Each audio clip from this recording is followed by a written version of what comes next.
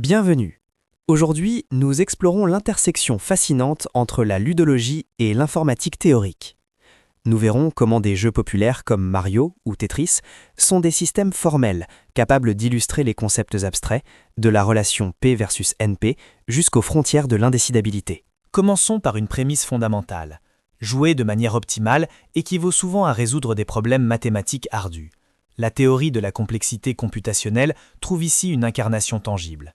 Il faut nuancer la distinction. La classe P est incluse dans la classe NP. P concerne les problèmes faciles à résoudre. Les problèmes NP complets, eux, sont les plus durs de la classe NP. Trouver une solution est extrêmement difficile, mais vérifier une réponse donnée reste rapide. C'est cette asymétrie qui définit la frontière. L'échelle grimpe rapidement. Au-delà de NP, nous trouvons P-space. Ces problèmes requièrent une mémoire raisonnable, mais leur temps de résolution peut être exponentiel, bien que fini. Contrairement aux problèmes indécidables, la solution existe mathématiquement, même si elle prend des milliards d'années. Pour prouver la difficulté d'un jeu, on utilise la réduction. On prend une formule logique complexe, comme 3 SAT, et on la traduit physiquement en un niveau. Si vous gagnez ce niveau, vous avez résolu la formule mathématique. Ces preuves s'appliquent aux grilles généralisées de taille n fois n. Super Mario Bros est NP complet. Mario World grimpe à P-space grâce à ses blocs persistants. Détail théorique fascinant, si l'on autorise l'exploitation des glitches de mémoire, le jeu devient accidentellement Turing complet, le rendant mathématiquement indécidable. Même nuance théorique pour Zelda. Sur un plateau généralisé, la variante Push Once, où un bloc ne bouge qu'une fois, reste bornée dans la classe NP, car les choix sont irréversibles.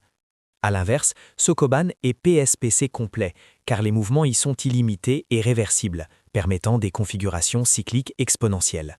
Tetris n'est pas qu'un empilement. C'est un problème de pavage dynamique équivalent à la 3 partitions d'entiers. Quant au démineur, il ne s'agit pas de chance, mais de consistance logique. Une configuration de chiffres forme un circuit booléen, dont la résolution est NP complète.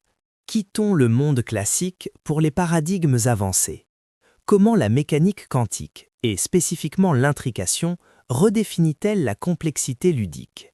Nous introduisons ici les classes BQP, l'analogue de P, et QMA, l'analogue quantique de NP.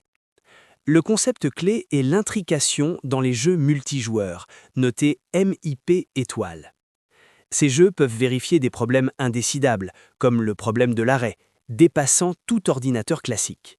Le démineur quantique sert d'analogie pédagogique pour visualiser la superposition et la mesure destructive. Contrairement à la version classique, ce n'est pas une preuve formelle.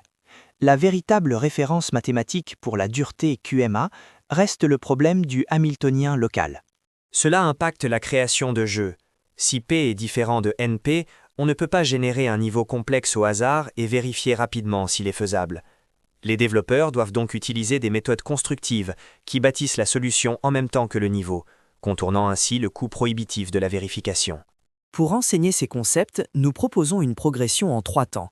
D'abord l'intuition avec le Sudoku, ensuite la rigueur des réductions avec les nuances de Mario, et enfin l'abstraction quantique via le démineur comme support visuel pour introduire le problème du hamiltonien local. En conclusion, la NP-complétude ludique prouve que tout système régi par des règles locales peut encoder une complexité arbitraire.